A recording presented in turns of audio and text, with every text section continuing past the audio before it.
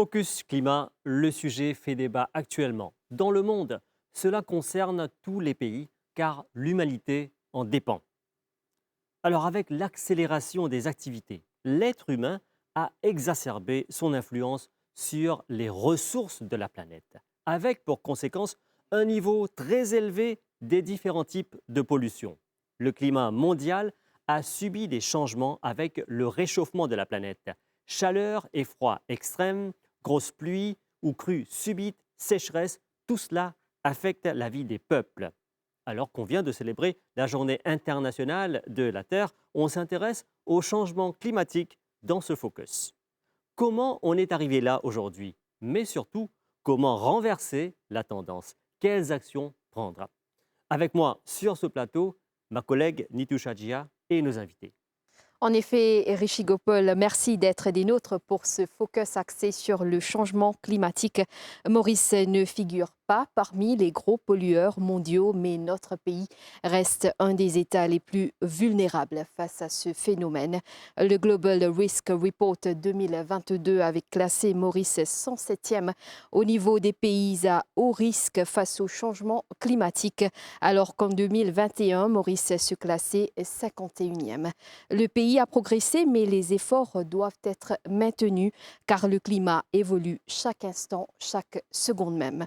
En studio avec nous, Sarita Milol, directrice par intérim du changement climatique au ministère de l'Environnement. Le docteur François Gémen, scientifique du changement climatique, membre du panel intergouvernemental sur le changement climatique. Le docteur Aman Kumar Molou, directeur Rajiv Gandhi Science Center et Alain Laumine, CEO de la MCB.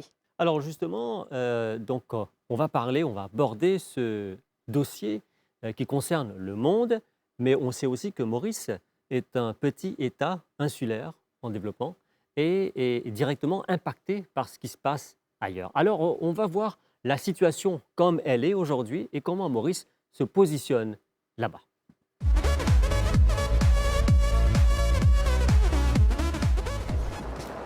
Par beau temps, ce pêcheur qui se rend en mer peut témoigner du changement météorologique drastique en quelques heures.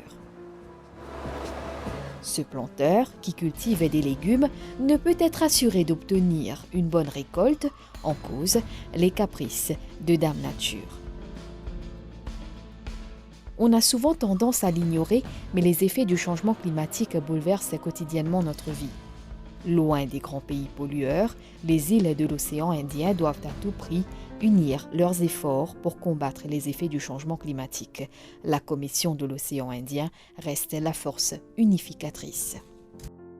Ça des pays Seychelles avec Maurice par exemple, et des pays qui d'une part, tout est tellement fait bien, puis qu'on reconnaît autant comment tu as besoin. L'exercice que nous avons besoin de faire, c'est faire en sorte qu'il nous cause vulnérabilité à ce pays. Est-ce qu'ils ont la capacité, disons, un cyclone passé?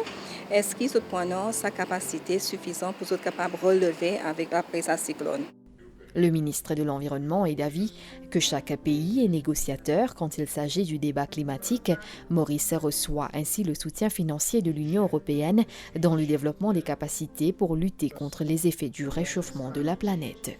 L'année dernière, quand nous étions dans sa conférence de COP27, nous finissons mettre le souhait que le Commonwealth Climate Access Hub venait le gouvernement et aussi le secteur gouvernemental viennent de l'avant avec training sessions. Le gouvernement, avec le National Environment and Climate Change Fund, nous finissons earmarque un budget d'environ 2 milliards d'euros chaque année. Et ça, l'argent peut servir principalement dans la construction de bandes trains. Et un mix qui peut faire aujourd'hui, un mix en termes de gros travaux d'infrastructure qui peut faire, mais aussi nous peut préconiser ce qu'on appelle nature-based solutions. Et un coup, et nous rendons à l'évidence qu'aujourd'hui nous peut venir de l'avant avec un budget assez colossal pour une économie comme à Maurice, mais quand même nous finissons comme un small island developing state. L'île Maurice seule, quand on peut faire ça l'appel là, moi je peux faire l'appel là 10. En tant que ministre de Maurice, je peux faire l'appel là en tant qu'un pays qui forme partie de un Small Island Developing State. Il est extrêmement important que la communauté internationale rende à l'évidence aujourd'hui que ce Small Island Developing State là, c'est une question de survie aujourd'hui.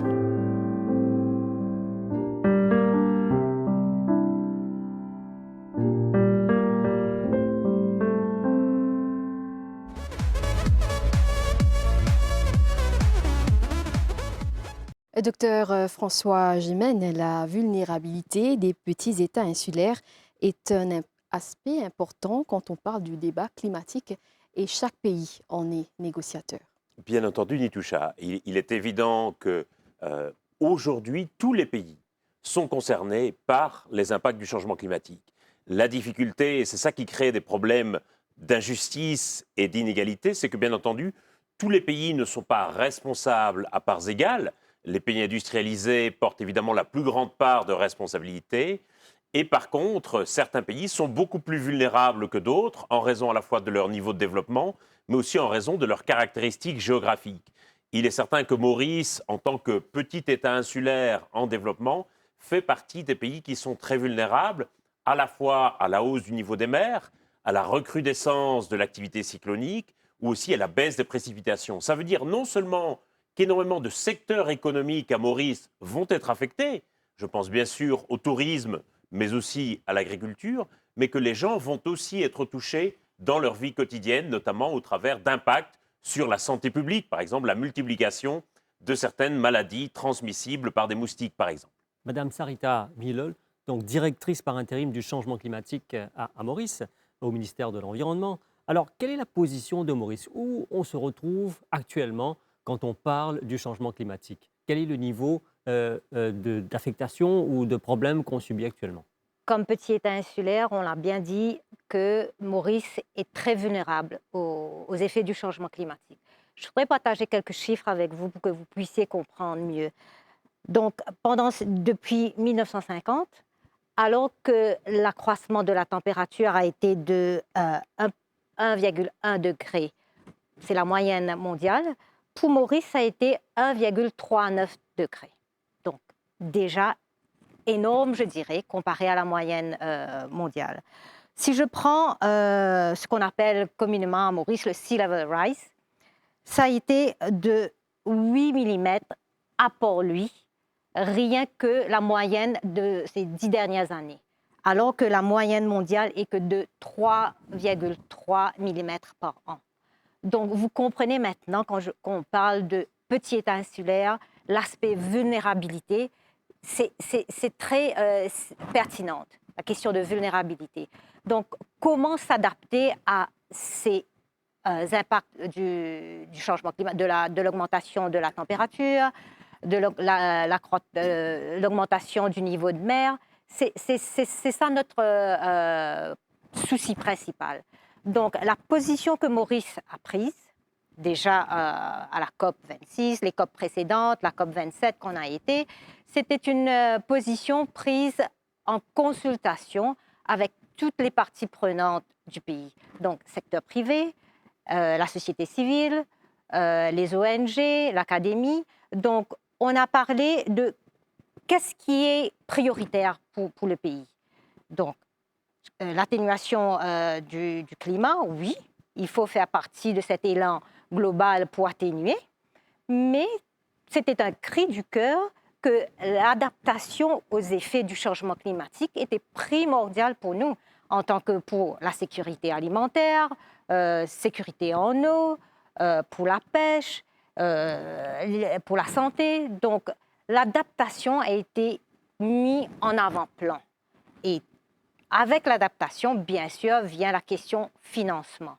Donc, c'était ces messages qu'on est parti transmettre dans les COP pour dire que pour nous, les petits États insulaires, c'est l'adaptation qui est primordiale et il faut nous aider à faire cette adaptation. Alain Laumine, vous êtes CEO de l'AMCB qui s'est engagé justement à gérer cet aspect du changement climatique et justement ajuster l'empreinte carbone. L'AMCB, face à ces risques, dangers climatiques qui nous guettent et qu'on a vu tout à l'heure que c'est déjà très prévalent avec les érosions de plage, avec les cyclones qui deviennent de plus en plus intenses, nous ne pouvons pas rester insensibles à ce risque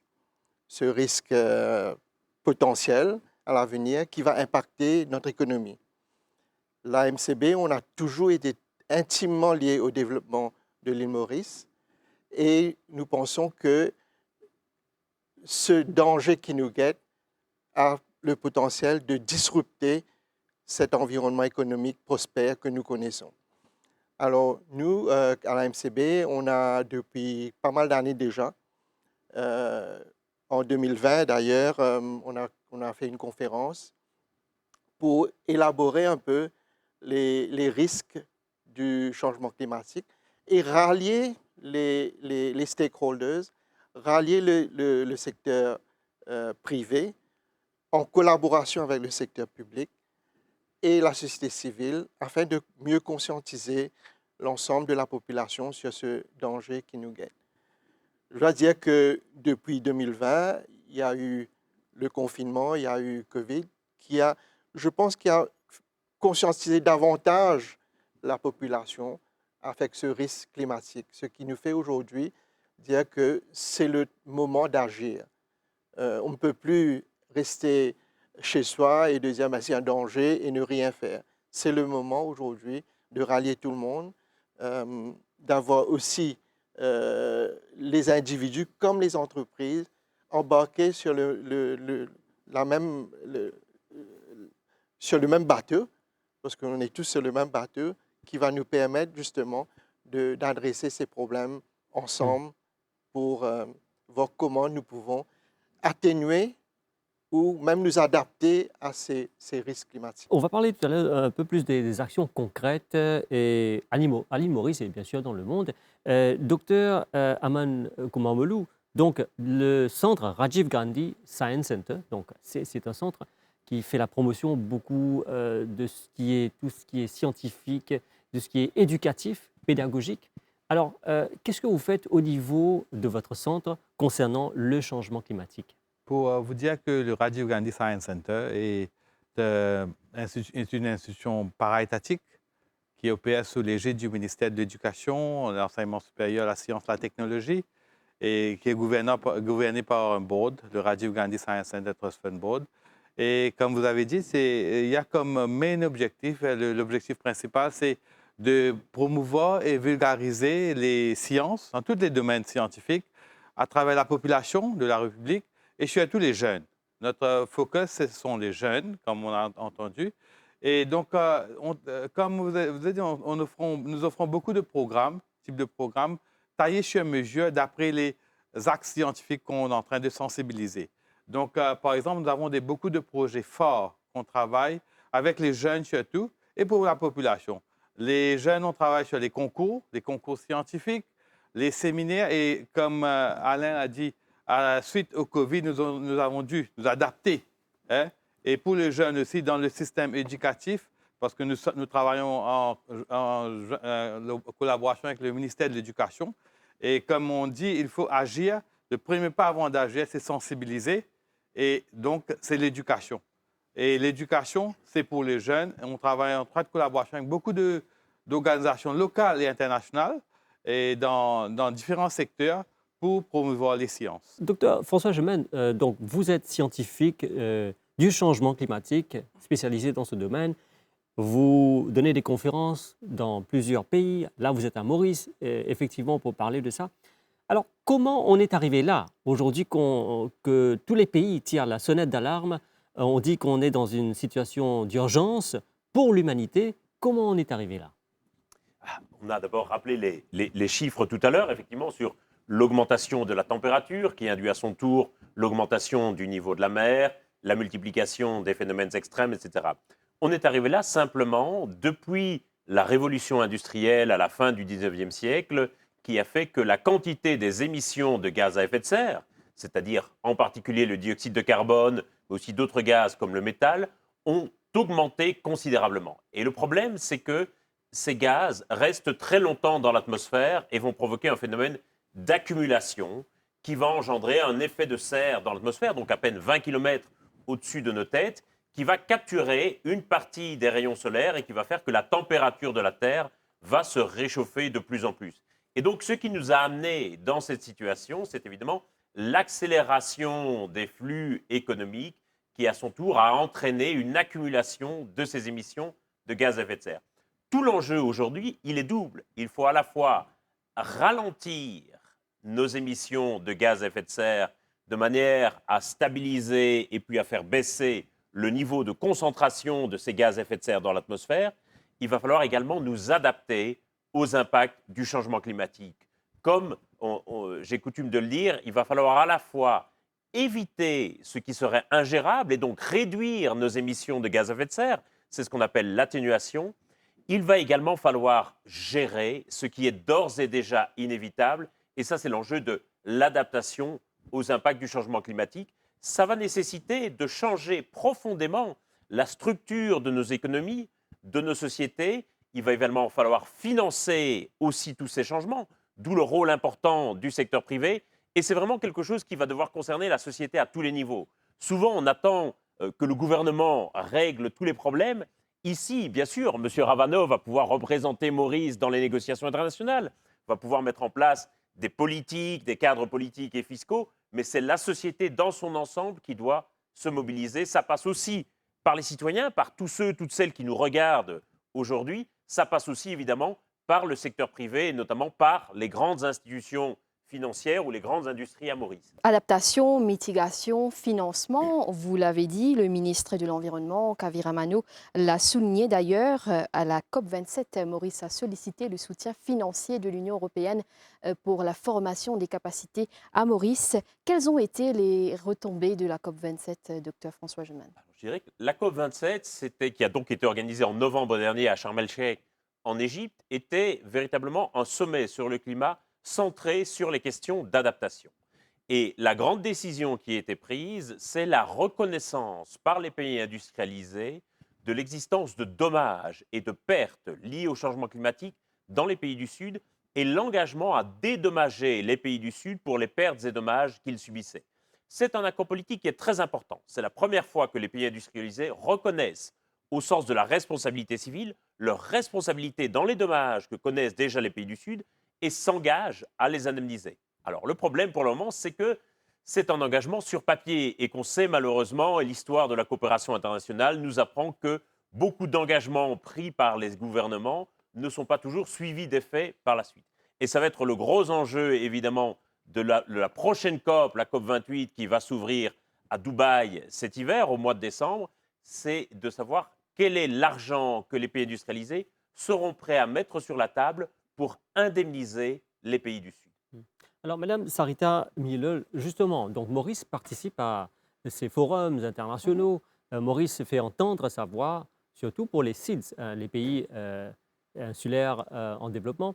Alors, comment Maurice s'adapte à ce qu'on dit dans ces forums et puis on ramène à Maurice? Comment on met en place des projets et des plans directeurs? Écoutez, je vais vous ramener d'abord à ce qu'on appelle le NDC, le Nationally Determined Contribution. Donc, dans ce NDC, c'est une compilation des orientations stratégiques que le pays a mis sur papier.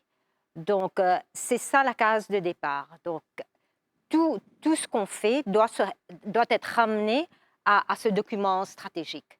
Donc, à partir de là, nous avons formulé notre plan d'action. Donc, plan d'action pour l'atténuation, plan d'action pour l'adaptation. Et bien sûr, c'est un plan qui doit être, on met un coup à toutes les actions qui émanent de ce plan. Donc, ce NDC, on est tombé d'accord que 35% de ce que ce NDC coûte, à la hauteur de 6,5 milliards de dollars. Donc, 35% doit être trouvé, le financement, par les fonds domestiques. Donc, quand je parle de fonds domestiques, c'est ce que le gouvernement doit mettre à travers le budget et aussi le secteur privé. Et ensuite, les 65% restants sont conditionnels. Donc, tout dépend de ce que nos partenaires en développement sont d'accord, les bailleurs de fonds sont d'accord à nous donner comme financement. Donc, les 35%, déjà, à travers le budget que le ministère des Finances nous donne, à travers les budgets pour tous les ministères, ainsi que le fonds spécial, le National Environment and Climate Fund, c'est à travers ce fonds, on a déjà 2 milliards de roupies qui est mis dans ce fonds tous les ans pour faire les travaux de réhabilitation de la côte, pour lutter contre l'érosion des plages. Donc, nous avons déjà travaillé pendant ces 10 dernières années, environ 13 kilomètres de plages ont déjà été réhabilités. Il nous reste encore, pour les 5 années qui viennent, nous avons déjà identifié environ 21 sites prioritaires où nous avons bien sûr mettre le financement qui se doivent pour faire la mise en œuvre, mais nous avons aussi le Land Drainage Programme qui vise à revoir les drains, la construction des drains, comment augmenter la capacité des drains, ainsi de suite. Mais nous avons vu ces dernières années le secteur privé qui mettent beaucoup d'investissements pour l'adaptation, parce que la survie du secteur du tourisme en dépend. Donc, les hôtels qui se trouvent, disons, dans ce qu'on appelle le buffer zone, rien que pour la région du Nord, Grand B, nous avons environ 16 hôtels qui se trouvent dans le buffer zone de 100 mètres. Mais vous imaginez, s'il y a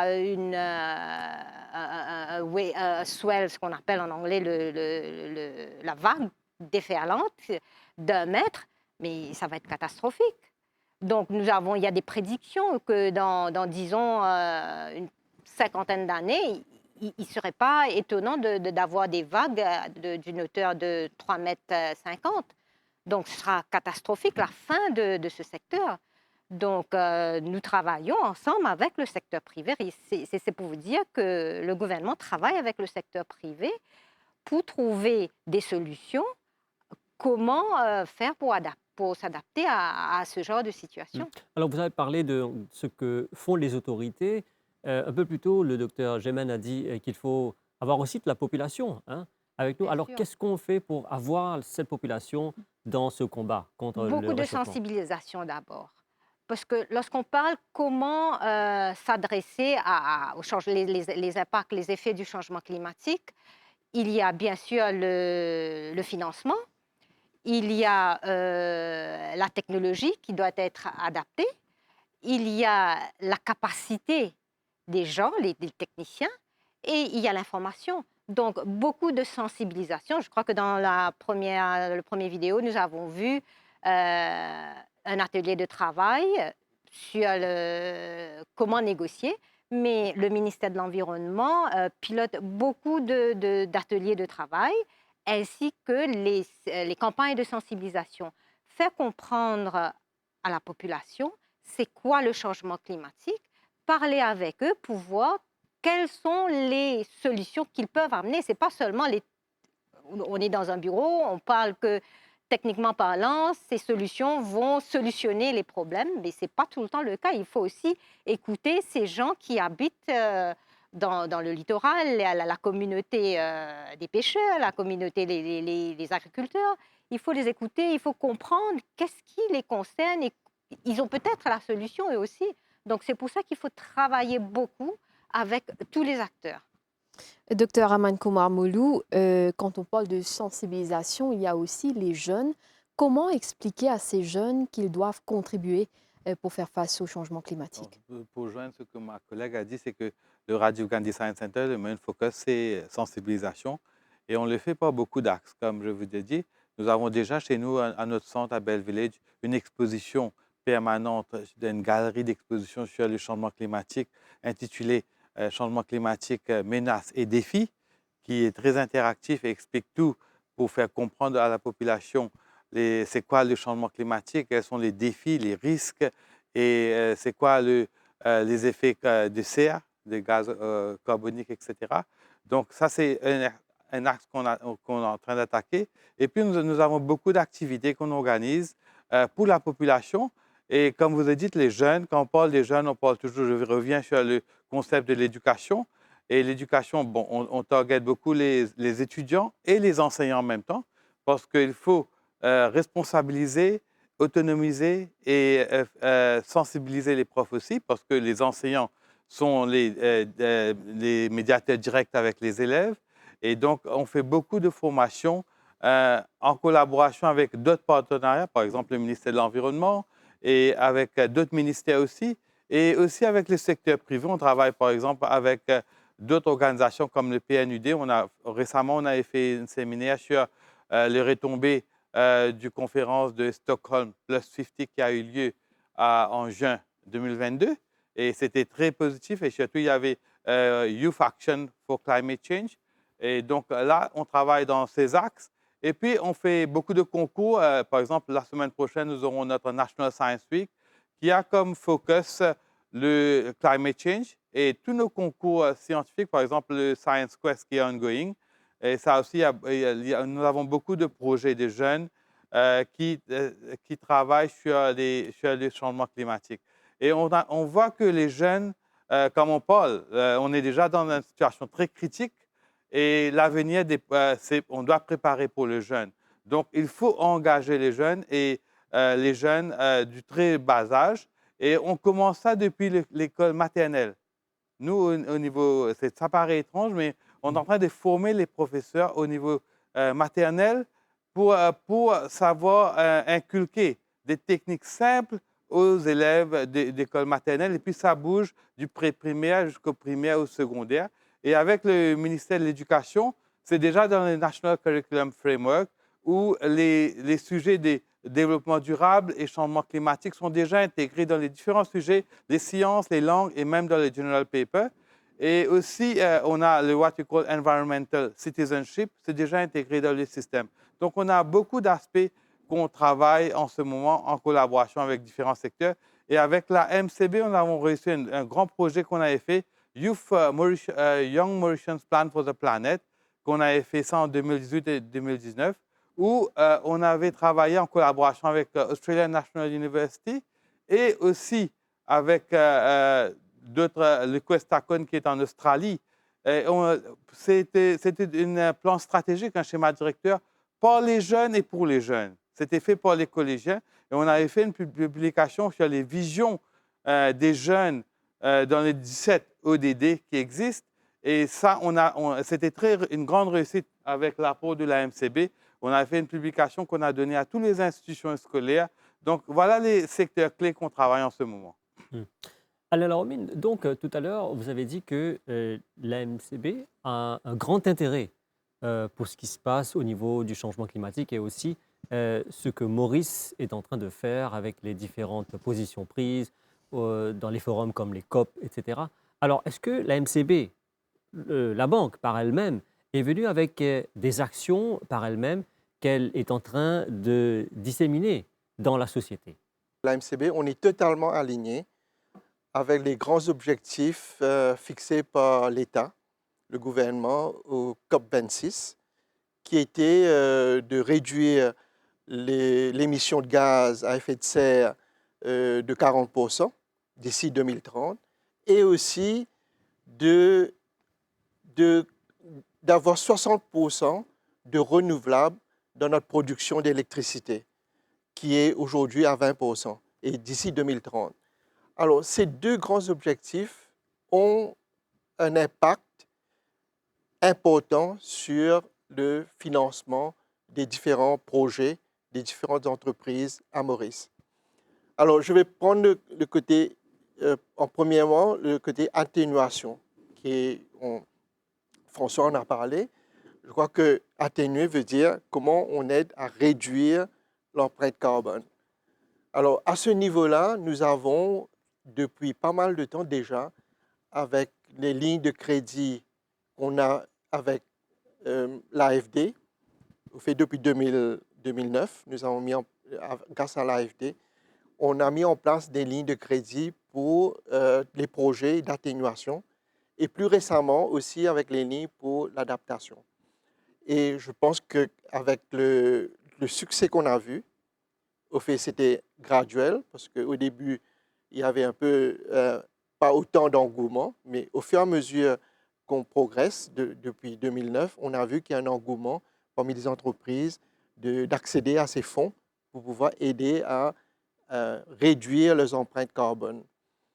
Et plus récemment, on a mis en place aussi une ligne de crédit de 5 milliards, essentiellement axés sur toute la partie, ce qu'on appelle l'économie durable. Et là, c'est beaucoup plus large, c'est que ce soit l'adaptation, que ce soit aussi l'atténuation. Et comme vous savez, les objectifs fixés par l'État de 60% de renouvelables dans la production d'électricité, c'est un gros investissement. On a parlé beaucoup de financement qui doit se faire en collaboration avec le secteur privé, l'État et aussi les banques. Et nous, on est totalement engagés à pouvoir soutenir ces activités qui vont aider justement à réduire l'empreinte carbone pour l'île Maurice.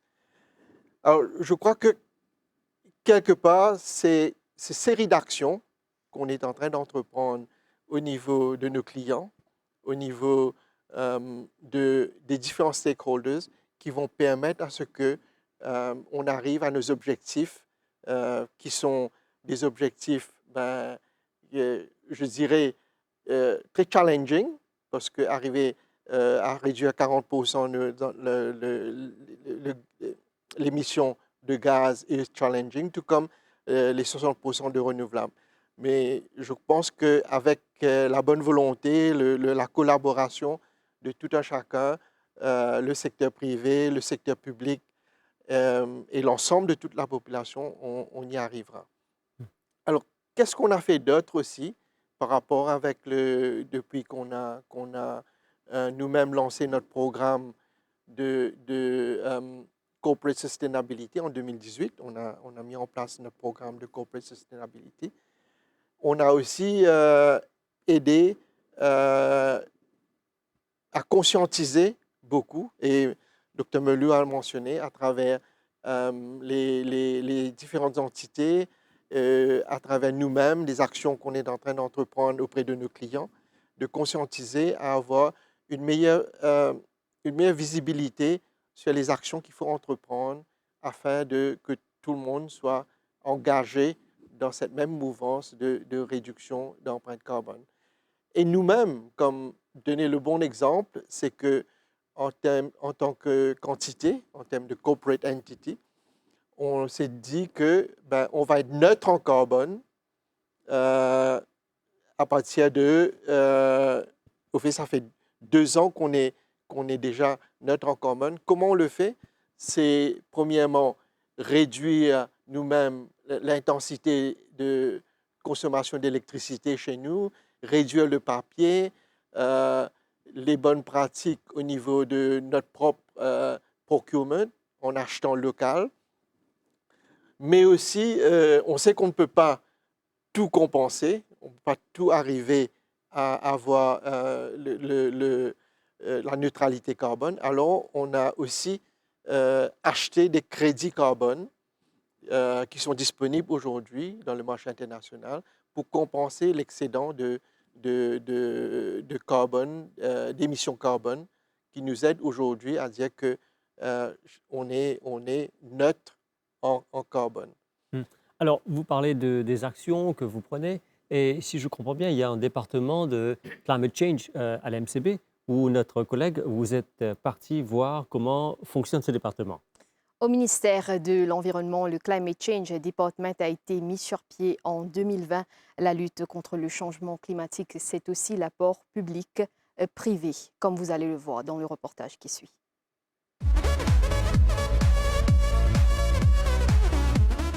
La prise de conscience d'une nature en péril ne date pas d'hier. On doit protéger l'environnement. Notre survie en dépend. 1970 à 2023, plus de 50 ans depuis que nous observons la Journée mondiale de la Terre. C'est l'occasion de réfléchir à l'impact de l'activité humaine sur l'environnement. Le Climate Change Department existe depuis 2020. Le rôle de ce département, mesurer l'impact des activités humaines sur l'environnement. Contribution déterminée au niveau national, c'est un peu l'engagement qui Maurice, pareil comme tout le pays qui est signataire de l'accord de Paris et de la Convention cadre sur le changement climatique est signé. Maurice, il soumet ce premier CDN en 2015 et il soumet une version révisée en 2021. En termes d'atténuation, Maurice il prend l'engagement pour réduire de 40% ces émissions de gaz à effet de serre d'ici 2030. Et ça, il passe à travers la promotion des énergies renouvelables, de l'efficience énergétique, l'élimination de l'usage du charbon d'ici 2030 et une série de mesures dans les secteurs comme le transport et aussi la gestion des déchets. En termes d'adaptation, c'est énormément de secteurs clés comme l'agriculture, les infrastructures, le tourisme, la santé. Donc, c'est autant de secteurs que nous visons faire ce qu'on appelle mainstream climate change, c'est-à-dire intégrer les impératifs du changement climatique dans le programme de ce ministère-là. Le combat contre les effets du changement climatique requiert la collaboration publique-privée. Pour mesurer son empreinte carbone, le groupe MCB s'est engagé. À la MCB, on a pleinement pris la mesure du problème qui est le changement climatique qu'on voit tous les jours autour de nous à Maurice. D'abord, notre première action, ça a été déjà de pouvoir mesurer notre empreinte carbone. Ça, c'est une première chose, de réduire au maximum. Et ça, j'ai envie de dire, c'est la première pierre. La deuxième pierre, c'est clairement d'essayer de mobiliser les écosystèmes, de sensibiliser, parce que le changement climatique, c'est l'affaire de tous, on ne va pas y arriver seul. Donc, mobiliser tant nos employés en interne à travers une série de formations qu'on est en train d'organiser pour eux, les étudiants avec l'aide du Rajiv Gandhi Institute au travers du débat climat qu'on organise dans les écoles. On a aussi mobilisé les entreprises, nos clients, à travers une série de conférences, de masterclass pendant toute la semaine.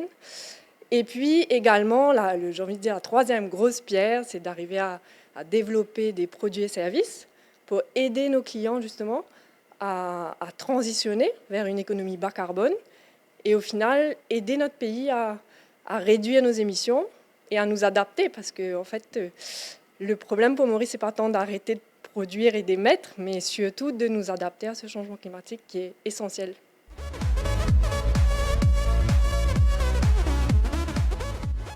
Alors, docteur François Gemène, on parle justement des actions qu'on est en train de prendre à l'île Maurice.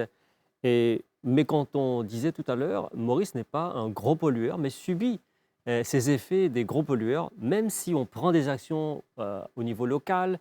Alors, il y a toujours des problèmes au niveau international. Il y a des gros pollueurs qui refusent de s'engager. Alors, on a vu dans certaines grandes conférences, on a vu l'activiste, par exemple, Greta Thunberg, qui s'est attaquée directement au président, à l'ex-président Donald Trump.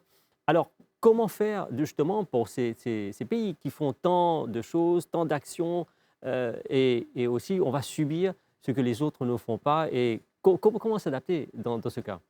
C'est toute la difficulté, Richie, de la coopération internationale. C'est-à-dire que nous sommes face à un problème global qui va demander l'action de tous. Et c'est certain que dans cette coopération, l'action des pays qui sont les plus émetteurs de gaz à effet de serre est évidemment absolument essentielle. C'est le cas des États-Unis, c'est le cas de l'Union européenne, c'est le cas de la Chine, bien entendu.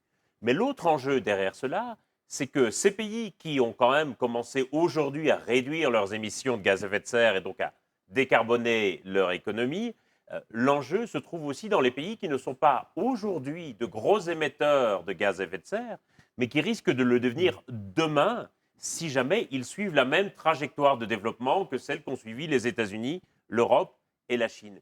Ça veut dire que le futur du changement climatique, il se décide aujourd'hui aussi à New Delhi, à Jakarta, au Caire, à Mexico ou à Port-Louis.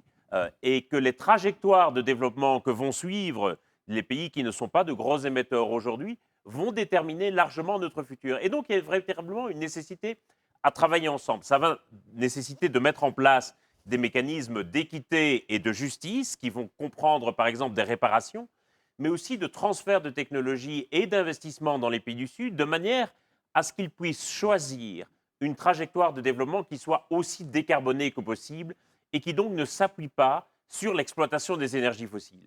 Il faut comprendre que nous sommes en train de changer complètement d'économie et que nous sommes à une bifurcation fondamentale. Jusqu'ici, l'économie s'est largement appuyée sur l'exploitation des énergies fossiles, du charbon, du pétrole et du gaz, nous sommes en train de transformer cette économie pour qu'elle s'appuie désormais sur des énergies décarbonées, sur les énergies renouvelables en particulier et sur l'énergie nucléaire dans certains pays.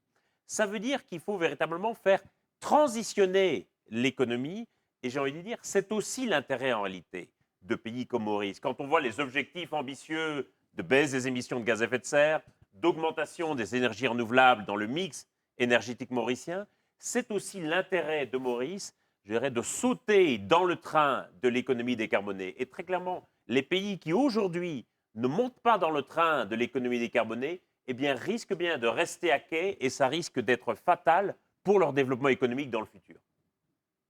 Et comment engager ces jeunes? Justement, on parlait du centre Rajiv Gandhi Science Center qui engage les jeunes, qui font plusieurs visites et des campagnes de sensibilisation. Mais quand on parle des jeunes, c'est la génération d'aujourd'hui qui va devenir, qui va prendre des décisions de demain. Alors comment les engager? Là, on parlait de Greta Thunberg qui est devenue une icône. Mais de ces jeunes dans le monde, comment les rassembler et les conscientiser par rapport à ce sujet? C'est essentiel par rapport à cette transition dont je parlais. Je ne connais pas votre âge précis, Richie, mais il est certain que la responsabilité de notre génération, c'est de réaliser cette transition de l'énergie carbonée vers l'énergie décarbonée. La responsabilité de la génération de demain, ça va être de gouverner, de piloter cette nouvelle économie. Et c'est pour ça qu'il y a d'énormes besoins de formation. Alors, un programme qu'on mène pour le moment avec l'Institut Rajiv Gandhi et avec la MCB, c'est précisément le débat climat, c'est-à-dire d'organiser dans les écoles de Maurice des concours de débat entre étudiants où ils vont se saisir d'une problématique qui va toucher aux enjeux politiques, économiques et sociaux de la lutte contre le changement climatique. Et ils vont organiser entre eux un concours de débat, ce qui va permettre à la fois de les former eux-mêmes sur ces sujets, ce qui va permettre aussi, je dirais, qu'ils fassent connaître ces sujets à l'ensemble de la population mauricienne. Il ne faut pas réserver cela, je crois, à une génération. L'enjeu, c'est aussi de former la classe d'âge qui est aujourd'hui aux manettes, qui est aujourd'hui aux responsabilités. Et c'est là qu'un média comme la MBC a évidemment un rôle particulier à jouer également.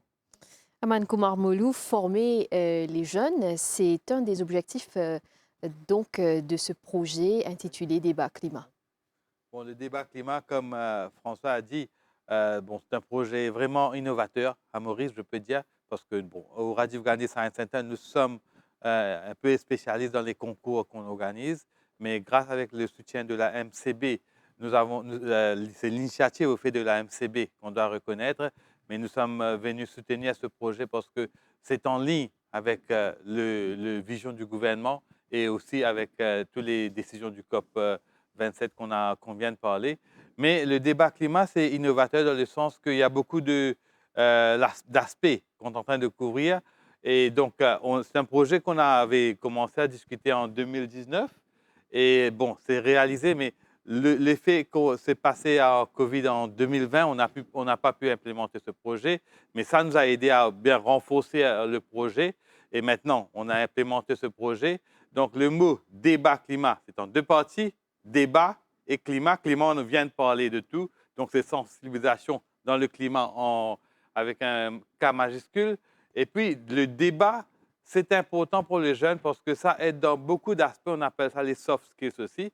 Bon, le débat, ça incite les discussions, ça augmente les sensibilisations, suscite l'action. Et puis, développement, on appelle ça critical thinking. Hein? Et puis, ça encourage la recherche scientifique dans tous les domaines. Donc, il faut faire de la recherche et puis venir avec des résultats concrets. Et merci à François qui nous guide dans le projet complet. C'est très structuré les débats. Donc, on a beaucoup je peux dire quand on a lancé le projet en janvier cette année, jusqu'à présent, on a eu environ 50% des écoles qui ont enregistré. Donc là, avec 66 écoles, je crois, qui ont été complètement enregistrées, maintenant, on a sélecté. On part dans la deuxième étape, 16 écoles qui ont été présélectionnées, qui vont être formées. Ce n'est pas seulement le résultat de gagner un concours qui est important, mais c'est le parcours. Le parcours est très important parce qu'il y a la formation, pas seulement la formation des étudiants, mais la formation des enseignants aussi. Et ensuite de ça, puisqu'avec le soutien de la MBC, nous allons diffuser les programmes à la MBC, c'est la population qui participe, qui sera partie prenante dans le débat. Et en fin de compte, nous sommes en train de sensibiliser la population. Donc, c'est ce qu'on est en train de faire. Alors, Alain Lormine, donc, vous êtes partenaire avec le Rajiv Gandhi Science Center pour ce projet. Et bien sûr, comment vous pensez qu'un seul projet peut aider dans ce sujet qu'on aborde aujourd'hui, donc le changement climatique, où il y a aussi encore d'autres initiatives à venir et à viser d'autres groupes dans la société? Effectivement, c'est n'est qu'un début. Et je dois dire que ma collègue qui était Vanessa, qui a parlé tout à l'heure, a aussi parlé de la conscientisation de nos propres employés. Et je crois que quelque part, ça commence par nous-mêmes conscientiser, éduquer nos employés pour qu'eux aillent aussi vers nos clients, aillent vers la population. Il ne faut pas oublier que la MCB, on touche une majorité de la population de par notre couverture avec nos agences. Et très souvent, nos employés ont une interaction directe avec les clients. Alors, nous pensons que avec une meilleure conscientisation de nos employés, ça va faire effet de boule de neige et on va certainement dans les prochains mois arriver à mettre en place des initiatives qui vont toucher aussi l'ensemble de la population à travers notre réseau d'agences, à travers les communautés dans lesquelles on opère. Mais aussi, il ne faut pas oublier les PME. Je crois que les PME aujourd'hui, c'est le secteur où ils sont de plus en plus conscients du problème climatique. On voit énormément d'intérêt sur l'économie circulaire. Et je crois que les petites et moyennes entreprises aujourd'hui, si on regarde le nombre de petites entreprises qui s'y intéressent et qui ont commencé un business pour soit substituer à l'importation, parce que c'est important aussi pour notre économie. Le moins on importe, le moins sera l'empreinte carbone. Le plus on fait de l'économie circulaire, on recycle les choses, ça aussi, ça va réduire l'empreinte carbone. Alors, tout ce secteur aujourd'hui en ébullition en termes d'idées que nous voulons encourager. C'est pourquoi nous avons aussi mis en place Local is Beautiful, qui est aussi un des piliers de notre Corporate Sustainability Programme pour justement encourager ces petites et moyennes entreprises d'aller de l'avant, d'investir, et nous serons à côté d'eux pour pouvoir justement générer ces idées, concrétiser ces idées et en le faisant, quelque part, avoir une économie locale plus dynamique. Et aussi les grosses entreprises, bon, ça c'est aussi à notre niveau, on a parlé d'adaptation, on a parlé beaucoup du tourisme, mais dans tous les secteurs, nous voyons que les grandes entreprises aussi sont de plus en plus conscientisées et les débats, quand on rencontre des clients, très souvent c'est autour de comment nous, comment la MCB, avec ces grosses entreprises, comment on peut faire, comment on peut améliorer, comment on peut réduire l'empreinte carbone, comment on peut les aider à justement investir dans l'économie circulaire. Alors, je crois que c'est toute une série d'acteurs économiques qui sont impliqués, incluant les individus, qui va faire qu'éventuellement, on y arrivera aux grands objectifs, les objectifs ambitieux du pays. Et on en a parlé pendant l'émission, lutter contre le changement climatique, c'est aussi la collaboration mondiale. Docteur François Gémen, quelles sont les attentes de la COP28? Je dirais qu'il va y avoir deux gros enjeux pour cette COP28. Ça va être la première fois qu'une COP est organisée dans un pays qui a fondé toute son économie sur l'exploitation des énergies fossiles, puisque la COP aura lieu à Dubaï, aux Émirats arabes unis. Et c'est un peu l'éléphant dans la pièce, c'est-à-dire que nous savons qu'aujourd'hui, si on veut décarboner l'économie, atteindre les objectifs de l'accord de Paris, il va falloir réduire la part des énergies fossiles dans le mix énergétique mondial quasiment à zéro. Et donc la question, c'est qu'est-ce qu'on va pouvoir dire, qu'est-ce qu'on va pouvoir faire avec des pays qui ont construit toute leur économie sur l'exploitation du charbon, du pétrole ou du gaz. Et donc ça va être l'enjeu premier de cette COP28, comment on sort ensemble des énergies fossiles. L'autre enjeu, on l'a déjà un peu abordé dans le cours de cette émission, c'est la question des pertes et dommages. Pour la première fois à la COP27, les pays industrialisés ont reconnu leurs responsabilités, se sont engagés à fournir un dédommagement, une indemnisation. La grande question, c'est qui va payer, qui va recevoir l'argent, comment est-ce qu'on calcule l'argent qui doit être fourni. Ça va être des questions fondamentales, mais évidemment aussi très très délicates, qui vont notamment aborder la question de la dette des pays du Sud vis-à-vis des pays industrialisés, la responsabilité de la Chine, est-ce que la Chine va devoir payer ou va plutôt recevoir de l'argent? Ça va être des questions très très délicates qui vont être au centre de la COP28. Nous sommes condamnés à avoir cette forme de coopération internationale. On va devoir gouverner le changement climatique pendant toute la durée du XXIe siècle et donc il va falloir qu'on trouve des manières de le faire ensemble. Alors, Madame donc Sarita Millel, Maurice a pris des engagements et est en train de mettre en place plusieurs projets. Là, on a vu le CEB qui est venu avec un projet spécifique pour les industries, pour qu'elles puissent réduire leurs empreintes carbone. Il y aura d'autres projets comme ça, comme les autorités qui sont en train d'encourager la population d'aller vers des énergies renouvelables, par exemple, pour produire leur électricité. Alors, est-ce qu'on peut dire qu'on est sur la bonne voie pour mettre en place et pour continuer dans cet objectif de réduire jusqu'à 60% de notre production d'énergie à partir d'énergies fossiles? Ben, écoutez, nous avons, comme je vous avais dit tout à l'heure, notre NDC, la CDN, c'est notre document qui doit nous guider. Donc, forcément, on est obligé de... Nous avons pris ce qu'on dit un commitment. Donc, il faut honorer ce commitment. Donc, la question reste posée, c'est comment formuler les projets pour pouvoir avoir accès au financement. Donc, on a un plan d'action, mais ce n'est pas du projet concret. Donc, comment formuler ces projets, c'est ça, je dirais, le service que le ministère de l'Environnement, avec le ministère des Finances, est en train de fournir à tous les partenaires, y compris ceux du privé. Donc, nous sommes en train de travailler très étroitement avec la CEB et le ministère de l'Énergie, le Ministry of Energy and Public Utilities, pour voir comment formuler les projets. Ils ont le roadmap.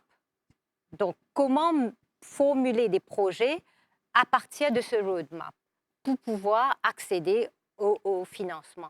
Donc, quand je parle de financement climatique, c'est pas forcément, on a tendance à penser que c'est seulement du don, grant money. C'est pas seulement grant money. Donc, il y a le loan, il y a les assistances techniques.